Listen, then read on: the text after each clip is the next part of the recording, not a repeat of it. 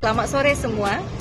Hari ini kita akan mengulas dan membahas tentang resiko-resiko yang bisa dihadapi seseorang jika hanya bergantung dan mengandalkan minum obat-obat herbal pada penderita diabetes.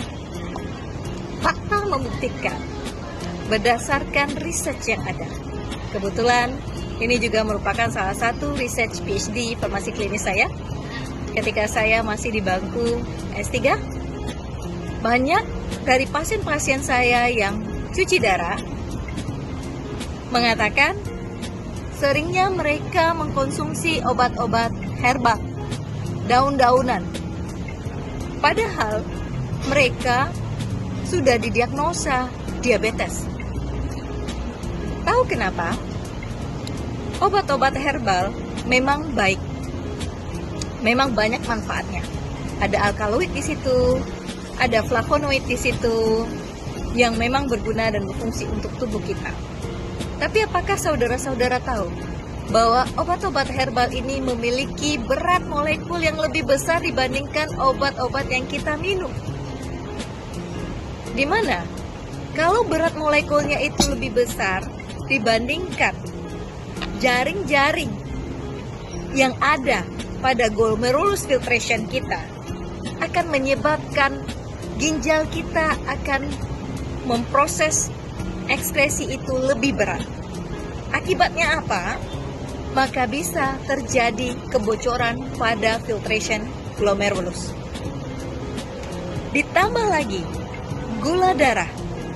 Ketika seseorang itu mengalami diabetes, maka gula darah akan tinggi karena gula mengalami kesulitan untuk masuk ke dalam sel. Sebagaimana kita tahu, gula hanya bisa masuk ke dalam sel ketika insulin berikatan dengan reseptor insulin dan menempel pada sel, dan pada saat itu dia akan membuat pintu di mana gula itu bisa masuk ke dalam sel. Ketika gula masuk ke dalam sel, disitulah terjadi proses pembentukan energi atau ATP. Lalu apa yang terjadi? Ketika kita hanya bergantung pada obat-obat herbal, maka fungsi ginjal kita akan bekerja lebih berat.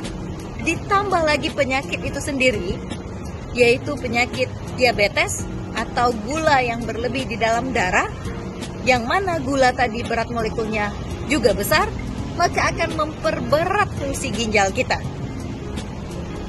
Sehingga fakta membuktikan beberapa tahun kemudian pasien akan mengalami penurunan glomerulus filtration rate, creatinine clearance, dan jika sudah masuk ke dalam tahap 5, karena GFR, penurunan GFR ini ada 5 tahap, tahap 1, 2, 3, 4, dan 5.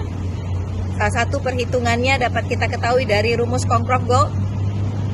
Ketika sudah masuk kepada tahap 5, maka pasien akan mengalami atau melakukan yang namanya salah satu bentuknya adalah cuci darah. Sekian, terima kasih.